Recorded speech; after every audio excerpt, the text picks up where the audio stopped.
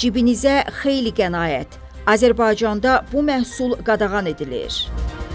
Bu barədə report Energetika Nazirliyinə istinadən xəbər verir. Qanuna əsasən 1 yanvar 2026-cı ildən etibarən 60 watt və yuxarı gücə malik, 1 iyul 2026-cı ildənsə 25 wattdan 60 wattadək gücə malik közərmə lampalarının istehsalı, idxalı və satışı qadağan olunur. Qadağa sənaye istehsalı proseslərində istifadə olunan, eləcə də sənaye avadanlıqlarında işıqlandırmadan başqa texnoloji funksiyalar üçün nəzərdə tutulan közərmə lampalarına şamil edilmir. Aparılan hesablamalar göstərir ki, LED lampalar közərmə lampaları ilə müqayisədə həm enerji istehlakı, həm də iqtisadi baxımdan əhəmiyyətli üstünlüklərə malikdir. Həmçinin LED lampalar aşağı pulsasiya səviyyəsi ilə göz sağlamlığı üçün daha təhlükəsiz hesab olunur.